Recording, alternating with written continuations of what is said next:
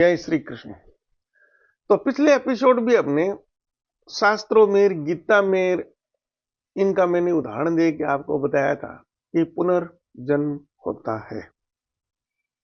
और जब ये आपको विश्वास हो जाता है कि पुनर्जन्म होता है तो जिंदगी की आधी समस्याएं आपकी खत्म हो जाती है और आप में सुधार हो जाता है। आप सत्कर्म करना शुरू कर देते हैं, क्योंकि तब आपका लक्ष्य यही होता है कि अगली योनि हमें अच्छी मिले। क्योंकि जब आपको विश्वास हो जाएगा कि पुनर्जन्म होना है, हमें नया शरीर ग्रहण करना, तो इस जीवन की तो समस्या हल हो ही गई। अगले जीवन में आपके सामने समस्या नहीं आए तो इस जीवन में ही आपको अच्छे कर्म करने के लिए दिशा मिल जाती है। तो अब मैं इस वीडियो को आप अंत तक जरूर देखें, स्किप ना करें। आपकी जिंदगी बदलने वाला वीडियो है ये। प्रत्यक्ष किम प्रमाणम, यानी जब तक हम प्रत्यक्ष नहीं देख लेते हैं, हम अन्य किसी प्रमाण को मानते नहीं है। तो मैं आपको प्रत्यक्ष प्रमाण ही बताऊंगा। तो मित्रों, आज इस युग में, जैसे पिछले एपिसोड में हमने चर्चा की थी, हमने वो कहानी सुनी, वहां पर बच्चा पैदा हुआ और उसको पुनर्जन्म की याद आ गई। कुछ व्यक्ति हैं, वो जीवन में उम्र में भी काफी बड़े हैं, लेकिन उनका पीछे का कुछ याद नहीं है और अचानक ऐसी कोई घटना होती है, सर में चोट लग गई है और लगे उनको पुनर्जन्म, पिछला जन्म याद आ गया। तो आपने, हो सकता है बहुत से लोगों ने आंखों से इस प्रकार की घटना देखी और बहुत से लोग केवल इसको काल्पनिक ही मानते हैं। यूट्यूब पर आप सर्च करेंगे तो दुनिया भर के इस प्रकार के वीडियो आपको मिल जाएंगे। तो अब मैं आपको बकायदा प्रमाण दूंगा, आपके हाथ में प्रमाण है। आज इस आधुनिक विज्ञान में पुनर्जन्म को साबित करना बहुत छोटी चीज है। पीछे यह बड़ा दुष्कर कार्य था, क्योंकि प्रत्यक्ष प्रमाण में मिलता नहीं था, तो हम इस पर विश्वास करते नहीं थे। और इस आधुनिक युग में समस्या जो हमारे जो तथाकथित कथावाचक हैं, उनके सामने ये है कि वो केवल एक तरफा ही ज्ञान है, उनको कूप मंडूक है, वो केवल शास्त्रों के, संस्कृत के श्लोक घोटे हैं। उन्होंने कभी ये सोचा ही नहीं है कि ज्ञान के लिए केवल शास्त्र घोटना ही पर्याप्त नहीं है। दुनिया में और भी बहुत से विषय हैं जिन शास्त्रों वाले समय के आधार पर वो अपना जीवन जीना चाहते हैं। तो फिर वो आधुनिक विज्ञान के जो उपकरण है, मोबाइल फोन, इलेक्ट्रिसिटी, ऐसी गाड़ियां, हवाई जहाज, उनका उपयोग नहीं करना चाहिए उनको। वो अपने शास्त्रों के ज्ञान के, अगर वो शास्त्र उनके इतने सत्य हैं, आज भी उनको लगता है कि वो बिल्कुल उसी प्रकार से हैं, तो अपना अंतर्यामी, पुष्पक विमान वगैरह सारी चीजें अपनी जड़ी बूटियों से वो सारा कर ले, फिर विज्ञान की जरूरत नहीं उनको। उपयोग विज्ञान का करेंगे। उस गुप्त विद्या को इन तथाकथित जो धर्माचार्य है, इन्होंने नष्ट किया। ये सिर्फ थूक बिलोने के अलावा कुछ नहीं करते। कोई योगासन नहीं करते, कोई कुंडलिनी जागृत नहीं करते, कोई इस प्रकार का सम्मोहन विद्या नहीं सीखते, कोई टेलीपैथी नहीं सीखते। वो संजय वगैरह सारे उनका यूज करते थे, इन्होंने कुछ नहीं, सिर्फ थोथे बयान। मैंने, मेरा सौभाग्य मान लीजिए कि सभी विषयों का अध्ययन किया है। विज्ञान का तो मैं विद्यार्थी रहा हूं, वैज्ञानिक हूं, मैं सारी चीजें जानता हूं। तो मैं आपको बता दूंगा, मेरे सामने कोई बहस करता ही नहीं है, सब डरते हैं, भाग जाते हैं मेरे को देखते। तो पुनर्जन्म होता है या नहीं होता? अगर जो व्यक्ति ये मानते हैं कि जैसे ही हमारी मृत्यु होती है, हमारा अंतिम संस्कार कर दिया जाता है, जैसे अपन जलाने से ही लेंगे, मिट्टी वाला नहीं लेंगे। मिट्टी में कहेंगे जो मिट्टी में तो बहुत दिन तक पड़ा है, पता नहीं कब खड़ा हो जाए और हो जाए। लेकिन हमारे शरीर को लकड़ियों में या इलेक्ट्रिक जो फर्नेस है उसमें जलाकर भस्म कर दिया जाता है, और जो हमारे अवशेष हैं, राख इत्यादि अस्थियां, उनको समुद्र में या गंगा जी में या अन्य किसी जल स्रोत में विसर्जित कर दिया जाता है। तो जो व्यक्ति ये मानते हैं कि सब कुछ खत्म हो गया, तो पुनर्जन्म हो ही नहीं सकता। उन व्यक्तियों के लिए है कि जी आपको कुछ भी पता नहीं है, आपको ज्ञान ही नहीं है, आपने दुनिया देखी ही नहीं है, आप कूप मंडू को, आपके सामने सारी चीजें हैं। सूर्य उदय हो रखा है, कोई आदमी अपनी आंखें ही खोल के देखने का चेष्टा ही नहीं करेगा, उसके लिए तो रात ही रहेगी। वो ऐसे मूर्ख लोग हैं कि सूर्य उदय हो रखा है फिर भी आंखें जबरदस्ती बंद कर रखी है और कहेंगे नहीं रात ही रात है, रहा सूर्य तो हो ही नहीं सकता, हो ही नहीं सकता। उस प्रकार के व्यक्ति हूं आज इस संसार में। चलो अपन भारत की बात करते हैं। जो युवा है, समझदार है, थोड़ी बहुत विवेचना ज्ञान इत्यादि है, मैच्योर है, मान लीजिए 50 साल का व्यक्ति मान लो आप। 50 साल का व्यक्ति क्या है कि दुनियादारी की सारी धक्के, वो पढ़ाई वढ़ाई नौकरियां वोकरियां सारी वो कर लेता है और अपनी इच्छा अनुसार अपने सामर्थ्य अनुसार वो साधन भी जुटा लेता है। अपन ये मानते हैं कि दुनियादारी के किताबों में जो ज्ञान है ना, वो सारा उसका है। आध्यात्म एक बार छोड़ दो आप, क्योंकि आध्यात्म तो घर गृहस्थी से निवृत्त होने के बाद में आदमी सोच सकता है। बहुत कम भाग्यशाली हैं जो इनमें पहले से चेष्टा होती है और वो पहले से ही प्रयत्न करना शुरू कर देते हैं। हम सबके हाथ में मोबाइल फोन है, आपके भी हाथ में मोबाइल फोन है। इसके आगे जाओगे तो कंप्यूटर है, इसके आगे जाओगे तो आपके पास में सुपर कंप्यूटर है, उसके आगे जाओगे तो आपके पास में एआई रोबोट है, उससे आगे जाओगे तो आपके पास में एआई सॉफ्टवेयर से अपलोडेड मानव रोबोट है, जिनको आप देखकर बोलकर इत्यादि से इस प्रकार से आप पहचान ही नहीं पाते। अगर उसको छूने नहीं दिया जाता, आप दूर से देखकर तो बता ही नहीं सकते कि वास्तव में कोई मानव है या कोई ये मशीन है। इतने जब साधन आपके पास में है, उन सब की कार्य प्रणाली क्या है आपको नहीं पता, वो कैसे काम करते हैं, लेकिन करते तो हैं। आपने मानव रोबोट नहीं देखा, वीडियो आपने देखी है, उस पर विश्वास। मोबाइल तो आपके हाथ में है, इसका तो आप यूज करते हैं, इसकी कार्य प्रणाली आपको नहीं पता, लेकिन ये क्या क्या काम करता है वो तो आपको पता है ना। वो प्रमाण आपके सामने। कहा जी हाँ मोबाइल, जैसे मैं कहूं कि आपके हाथ में मोबाइल है और आप एक मैसेज मेरे को करो, तो आप बोलेंगे जी हो जाएगा, वो मेरे मोबाइल में आ जाएगा। आप बोलोगे अगर आपका मोबाइल सही सलामत है तो आ जाएगा। मैं उसको मेरा मोबाइल दिखा देता हूं, उसने चेक कर लिया, वो बोलता है जी मोबाइल सही है।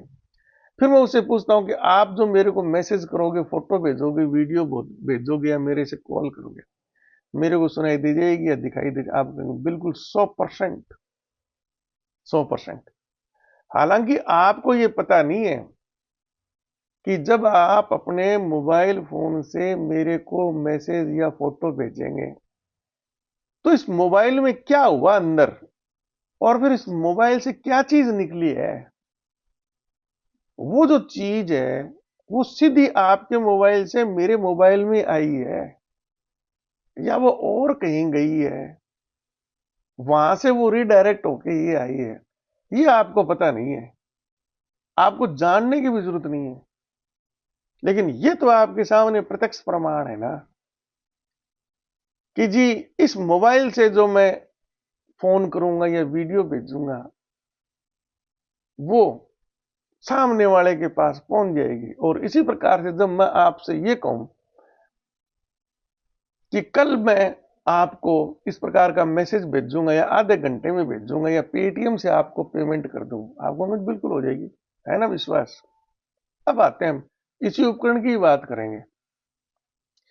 जो व्यक्ति ये मानते हैं कि मनुष्य की मृत्यु के उपरांत उसका अंतिम संस्कार करने के उपरांत यानी भस्म कर दिया, कुछ नहीं बचा,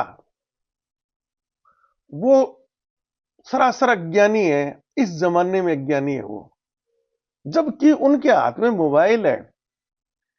उन्होंने सिम भी खरीदी है, मोबाइल भी खरीदा है, उसको उपयोग भी किया है, उसके विभिन्न डाटा उसने इसमें इम्प्लांट किए हैं, एप्स डाले हैं, उसका यूज करता है, एप्स डिलीट भी करता है, सारी चीज करता है। वो आदमी ये मानता है कि मानव शरीर मृत्यु के बाद में जलाने के उपरांत भस्म हो गया, उसका कुछ नहीं बचा, उसकी याददाश्त नहीं बची, उसके जो उसने कर्म फल किए थे वो सारे नष्ट हो गए, अब उसका कुछ नहीं होना। उससे बड़ा अज्ञानी आदमी तो हो ही नहीं सकता। अज्ञानी नहीं है वो इस बारे में सोच ही नहीं सकता, उसने इस बारे में सोचा नहीं है। उदाहरण के लिए जैसे कोई कहे यार सूर्य उदय हो गया है, तो उसको जो व्यक्ति इसके बारे में जानना चाहता है ना, तो उठेगा, आंखें खोलेगा, बाहर जाएगा, सूर्य उदय करेगा, सूर्य उदय हो गया। जो वहीं पड़ा पड़ा ही आंखें बंद किए कि बोले नहीं यार सूर्य उदय हो ही नहीं सकता, सूर्य उदय हो ही नहीं सकता, उसका तो कोई इलाज है ही नहीं। अब जब मैं आपको बता रहा हूं, चलो आपको इतनी जानकारी नहीं है, अब आप मैं बताऊं, ये तो आप ढंग से समझ लो, आपका आज ही इसी वक्त दृष्टि भ्रम समाप्त हो जाएगा। मैं बोल रहा हूं उस व्यक्ति का जिसकी मृत्यु हो गई, जिसको हमने भस्म कर दिया, उसका कुछ भी नष्ट नहीं हुआ है। जैसे अभी मैंने पिछले एपिसोड में मैंने आपको उदाहरण बताया था, एक केवल एक ही श्लोक लिया था मैंने गीता से। वैसे तो 100-150 श्लोक हैं गीता में टोटल, जो पुनर्जन्म को बताते हैं। उसमें अध्याय 2 का 22वां श्लोक मैंने बोला था, जिसमें कृष्ण भगवान अर्जुन से बताते हैं कि जिस प्रकार वस्त्र पुराने होने पर, जीर्ण शीर्ण होने पर उनका हम परित्याग करके नए वस्त्र ग्रहण करते हैं, उसी प्रकार से ये जो देह है हमारी, जब ये जीर्ण शीर्ण हो जाएगी, कट फट जाएगी, चाहे वो पूरी उम्र रोग लेने के कारण या वृद्धावस्था के कारण हो, या जवानी में किसी एक्सीडेंट में या और किसी हादसे में वो शरीर त्याग देता है, तो हम नया वस्त्र ग्रहण करते हैं। इसी प्रकार से अर्जुन, हम एक दिन इस देह को त्याग देंगे तो हम नई देह ग्रहण करते हैं। देह त्याग दी इसका मतलब ये नहीं है कि देह हमारे हमेशा ही खत्म होगी, नई देह हम ग्रहण करते हैं। अब आप अपने मोबाइल पर आ जाओ वापस। ये तो मैंने आपको मानव शरीर के बारे में बता दी, और मैं कह रहा हूं कुछ नष्ट नहीं हुआ, कृष्ण भगवान भी कहते हैं कुछ नहीं नष्ट हुआ। अब आप मोबाइल पर आ जाओ वापस। आपके पास मोबाइल है, आप इतने दिन से यूज कर रहे हो, आपको पता है उसमें आपने कितने यूट्यूब वीडियो सेव कर रखे हैं, कौन कौन सी पीडीएफ फाइल आपके पास में है, आपने कितनी बार इंटरनेट यूज किया है, कितनी बार इसमें आपने बैटरी बदलवाई है, कितनी बार स्विच ऑफ किया है, कितनी बार सिम इसमें बदली आपने, जो भी आपने इस मोबाइल को जिस दिन से यूज करना शुरू किया है, वो प्रत्येक चीज आपके मोबाइल से संबंधित, आप इस मोबाइल को उसी प्रकार से जला देते हैं जैसे कि मृतदेह को हम जलाते हैं। आपने इसको भट्टी में डाल दिया और तब तक आप इसको जलाते रहे, तब तक जलाते रहे, तब तक जलाते रहे, तब तक, जब इसका अवशेष ही खत्म है कि ढूंढने से इसकी राख भी आपके पहचान में नहीं आएगी, खत्म। अब मेरे प्रश्न है, क्या आपका मोबाइल नष्ट हो गया? एक बताओगे हाँ ये नष्ट हो गया।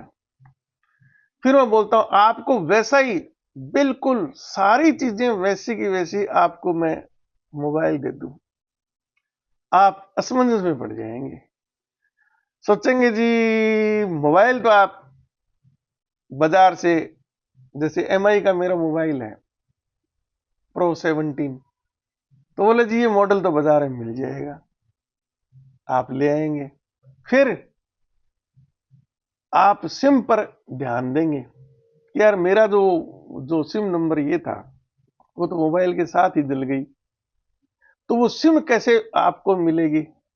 फिर आप दिमाग पर जोर देंगे कि यार सिम भी मिल जाएगी।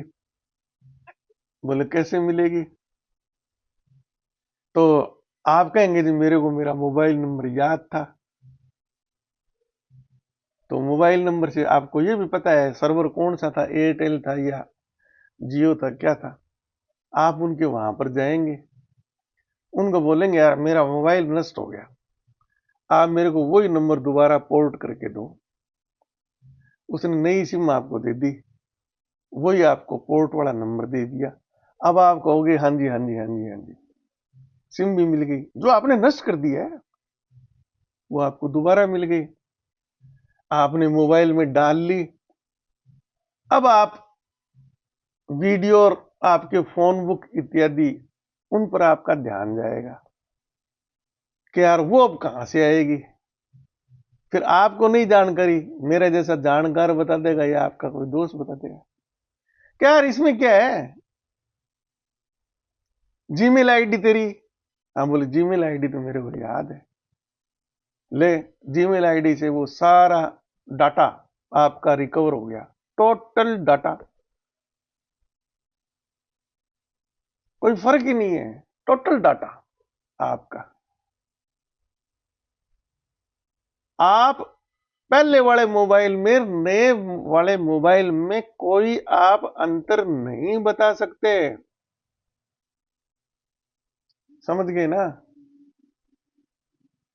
जब आज एक मानव इस प्रकार का यंत्र बना सकता है, इस प्रकार की टेक्नोलॉजी बना सकता है कि जिसको आप समाप्त मानते हो, उसने प्रत्यक्ष प्रमाण आपको दे दिया कि उस मोबाइल से संबंधित कोई भी चीज समाप्त नहीं हुई है, तो सारी चीज आपके हाथ में आ जाएगी। तो अगर आपका कर्म इस प्रकार का है, वो जो ब्रह्म का नेटवर्क है वो उसी प्रकार से आपके कर्मों पर, ये सारा निर्भर करेगा आपके कर्मों पर। उस ब्रह्म के नेटवर्क में, जिसको आप ईश्वर बोल दो, कुछ भी बोल दो, मैं तो क्योंकि गीता और वेदों का मैंने अध्ययन किया है, ये कथा कहानी पुराने वगैरह ये कथावाचकों की बात नहीं करता। एकम ब्रह्म द्वितीय नास्ति, मैं उस पर चलने वाला हूं, मैं उसको आत्मा जीवात्मा प्राण और बोल लूंगा ही नहीं। आगे हम इसका और पीछे जो गीता वाले अध्याय में अपने श्लोक नंबर 12 से 30 तक का अध्ययन किया है, उसमें मैंने बताया है ना कि जो जिन कथावाचकों ने ये मानना है अभी जो आत्मा हमारे शरीर में रहती है, वो सारा एक गलत है उनका कंसेप्ट। आत्मा जैसी इस प्रकार की कोई चीज है ही नहीं जो आपके शरीर में। आपके शरीर में जो चीज है वो ब्रह्म है, वो आपके शरीर के अंदर भी है, वो बाहर भी है, वो न जन्म लेती है मृत्यु लेती है। वो पीछे के 2 एपिसोड आप जान लो, वही चीजें हैं सारी ये। अब आप ये कहोगे जी ये तो एक टेक्नोलॉजी है यार, कुछ लोग जानते हैं बोलेंगे जी विद्युत चुंबकीय तरंगे उसके द्वारा संचारित होता है, वो होता है। मैं आपसे ये प्रश्न पूछता हूं कि आप अगर थोड़े बहुत भी पढ़े लिखे हैं ना, तो आप मुझे ये बता दीजिए कि मानव ने ऐसी कौन सी नई चीज बना दी है जो इस सृष्टि में नहीं है। फिर आप कहेंगे जी बहुत सी चीजें हैं जी, इलेक्ट्रिसिटी बनाई है जी, नहीं थी जी पहले, किसने कहा नहीं थी। आसमान में चमकती हुई बिजली आपने नहीं देखी क्या?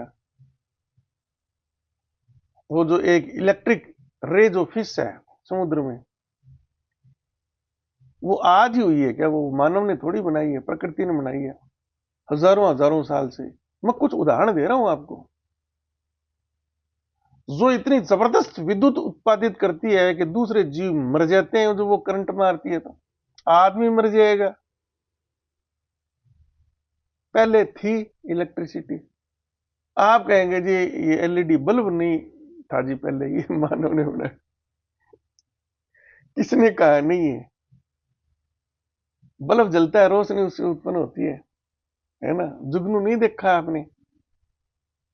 वैसे ही लाइट उत्पन्न करता है जैसे बल्ब उत्पन्न। ऐसी कोई भी चीज आपको जी विद्युत चुंबकीय तरंगे, इसका मतलब या तो आप विद्युत चुंबकीय तरंगे जानते नहीं है,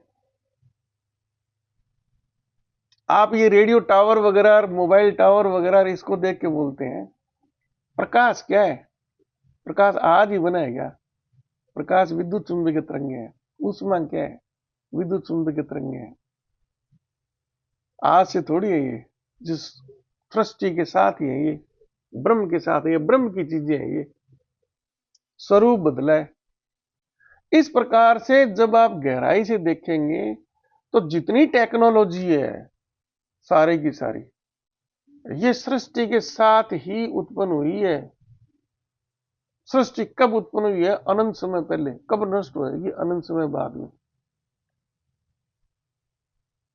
अब हम इस बात पर आ जाते हैं कि ये तो जी मोबाइल का तो वो सिस्टम ऐसे बना हुआ है जी, उसमें सर्वर लगे हुए हैं। एयरटेल का सर्वर है, फिर गूगल का सर्वर है। कुछ भाग एयरटेल के पास में सेव है, कुछ वहां गूगल में सेव है। बिल्कुल है जी, सही है। किस चीज में होता है डाटा सेव?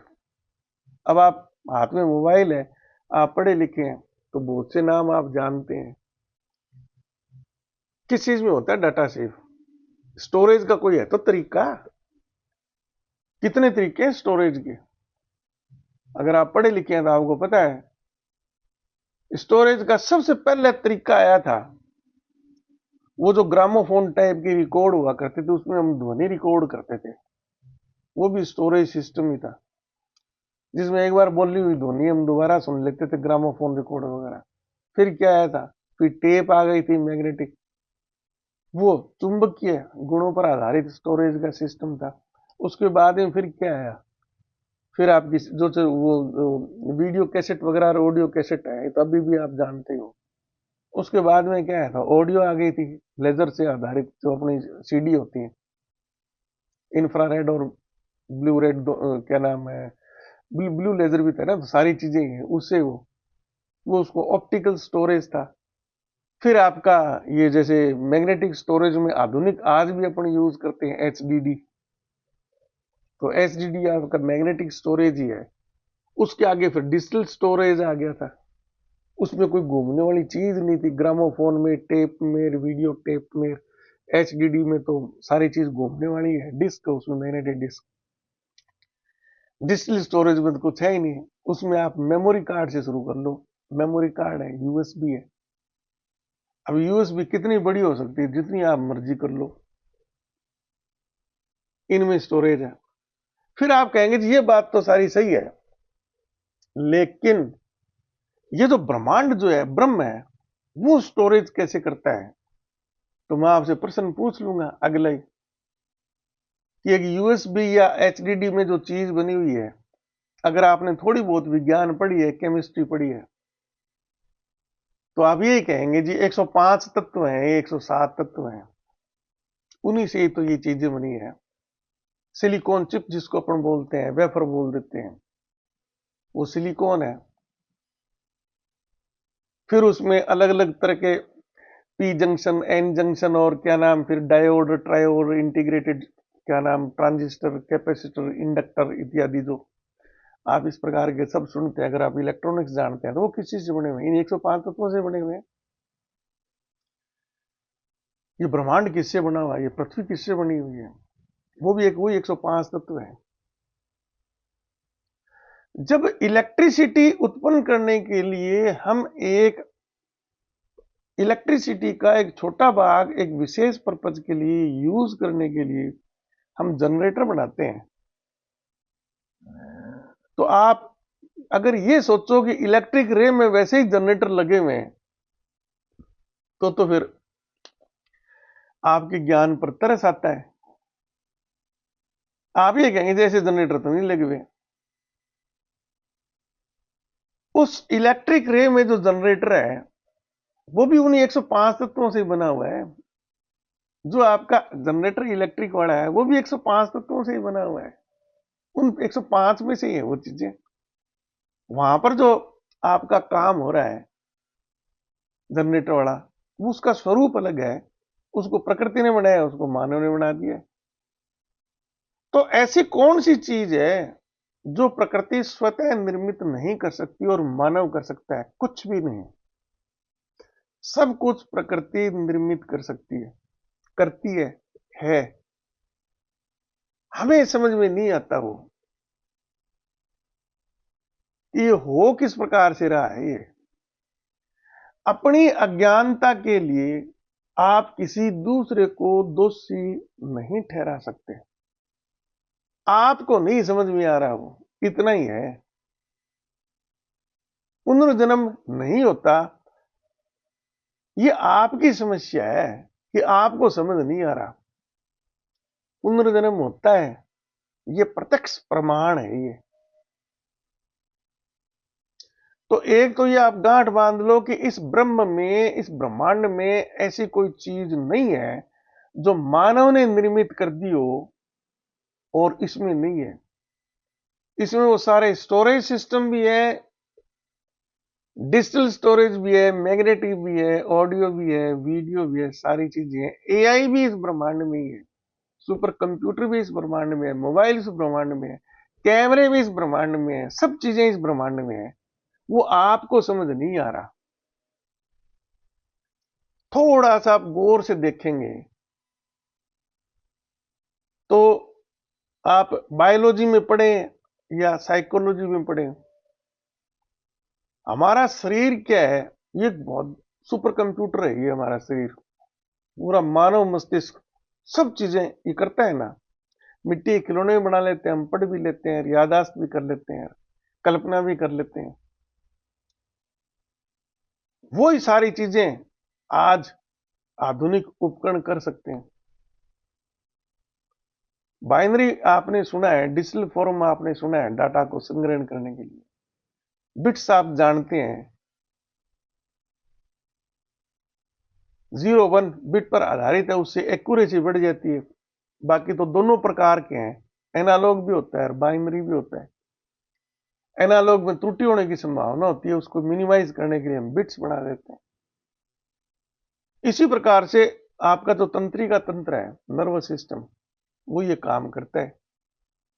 कोई भी सिग्नल है, मोबाइल से आपका निकला हुआ सिग्नल टावर तक या दूसरे मोबाइल में इलेक्ट्रोमैग्नेटिक वेव्स के रूप में जाता है, और आपकी अंगुली को किसी ने सुई से स्पर्श किया, वो सिग्नल आपके दिमाग तक इलेक्ट्रोकेमिकल वेव्स के रूप में जाता है। तरीका दोनों का ही समान है। मानव शरीर में उसका रूप इलेक्ट्रोकेमिकल है और मशीनरी के रूप में उसका इलेक्ट्रोमैग्नेटिक है। आप उसी प्रकार से ही इलेक्ट्रोकेमिकल रूप से भी आप मोबाइल संचार इत्यादि सारा सिस्टम बना सकते हैं। अब क्योंकि ये एक कॉमर्स का विषय, इंडस्ट्री आधारित है, कौन सा सस्ता पड़ता है, कौन सा सर्वसुलभ है, कौन सा स्थायी है, कौन सा टिकाऊ है, उसके आधार पर ये मशीनें बनाते हैं। अब मानव शरीर भी एक बहुत बड़ी मशीन है। इसको संचालित करने के लिए ऊर्जा जो हमें मिलती है वो भोजन के रूप में मिलती है। हम बिजली से चार्ज तो नहीं हो सकते भी, आज चार्ज कर दिया तो 24 घंटे हम घूमते रहेंगे। बना सकते हैं आप, बिल्कुल बना सकते हैं। ह्यूमन रोबोट जो हम इलेक्ट्रिसिटी पर आधारित बनाते हैं, वो हमारे लिए बनाना आसान है, इजी पड़ता है, सस्ता पड़ता है। आप बिल्कुल मानव जैसी संरचना बना सकते हैं। उसमें बहुत ज्यादा रिसर्च, बहुत महंगा पड़ेगा, वो सुविधाजनक नहीं है। वो तो नाश्ता भी मांगेगा, रोटी भी मांगेगा, शाम को खाना भी मांगेगा। कितने दिन भूखे रह सकते हो आप? 2 दिन, तीसरे दिन तो फिर आपका शरीर जवाब दे जाएगा। जबकि मशीनों में हम एक बार चार्ज कर दिया मोबाइल आपका, तो सामान्य मोबाइल 24 घंटे चलता है। बड़ी बैटरी लगा दो, महीने चल जाएगा, और बड़ी बैटरी लगा दो, सालों ही चलता रहेगा। तो कन्वीनियंस के हिसाब से हम उपकरण बनाते हैं। तो अगर आप ये मानते हो कि जो मोबाइल फोन वगैरह ये तो बिल्कुल ही अलग चीज है, मानव शरीर और उससे संबंधित चीजें हैं, उसकी मेमोरी है, उसका कर्म फल है, वो सारी रिकॉर्डिंग कहां पर हो रही है, कैसे हो रही है, वो एक अलग चीज है। तो वो आपका भ्रम है, वो आपकी समस्या है, वो आप नहीं जानते हो उन चीजों को। आप सीखोगे मेरी तरह तो आपको सारी चीजें स्पष्ट हो जाएंगी। कोई अंतर रहेगा ही नहीं। अब हम फिर वापस इसी टॉपिक आज में, अब हम 2-3 एपिसोड जितने भी लगे पुनर्जन्म पर बात करेंगे। मैं आपको पूरी गीता का ज्ञान है ना आपके मोबाइल से दे दूंगा, आपके सारे भ्रम दूर कर दूंगा। जो भी मैंने प्रश्न इसमें किए हैं, जो उत्तर मैंने दिए हैं, उसमें कोई भी माइका लाल एक भी त्रुटि निकाल के दिखा दे, मुझे कमेंट्स लिखो आपको कहां पर विश्वास नहीं हुआ। अब क्योंकि पूरी भौतिक विज्ञान में एक कमेंट के जवाब में आपको पूरी साइकोलॉजी, पूरी आपको नर्वस सिस्टम और बायोलॉजी और पूरे वेद शास्त्र में आपको कमेंट में नहीं दिखा, लेकिन आपको मैं बता दूंगा कि आपको ये चीज पढ़ो, ये चीज पढ़ो, ये चीज पढ़ो। जो मैं बोल रहा हूं उसमें कहीं पर भी कोई चीज असत्य नहीं है, सबके प्रमाण है, प्रमाण ही दूंगा। फिर इसमें आप कहोगे जी चलो ये तो ठीक है, लेकिन पुनर्जन्म में ऐसा ही शरीर हमें मिलेगा क्या हूबहू? भाई मोबाइल का तो उदाहरण दे दिया कि आपने जो मोबाइल जलाया था वो MI का 17 Pro था, बाजार में उसका मॉडल का मिलता है। तो मैं कहूंगा ये कोई जरूरी नहीं है, जरूरी नहीं है। अगर आप कहेंगे जी मेरे को वैसा ही बाहर का जो कैबिनेट है उसकी मोबाइल को वैसी मिले तो वो ला दूंगा।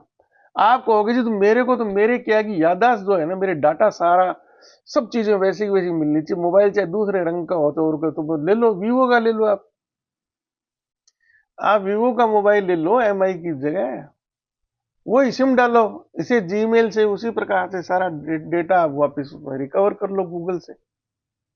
शकल बदल गई ना, आपकी याददाश्त नहीं बदली, चीज आपको साथ। तो बहुत बार पुनर्जन्म इस प्रकार का होता है, पुरुष होता है वो स्त्री बन जाता है, स्त्री है वो पुरुष बन जाती है, काला कलूटा था वो गोरे रंग का हो जाएगा और हो जाएगा। बहुत से उदाहरण मिलते हैं, लेकिन याददाश्त तो उनकी वैसी की वैसी है।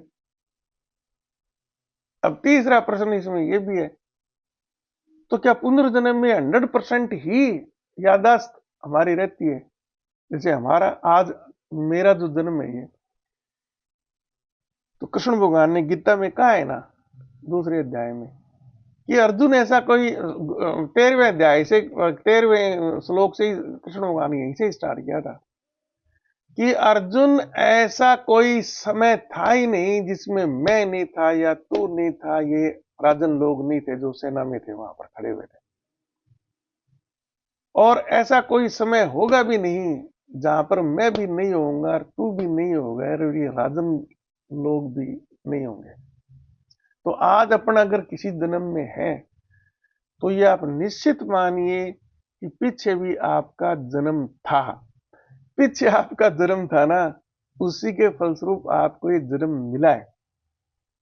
तो अगर आपका आज अस्तित्व में है तो आपके पीछे वाला जन्म भी था और उसके पीछे वाला भी था और उसके पीछे वाला भी था, ये क्रम पता नहीं अनंत समय चला रहा है।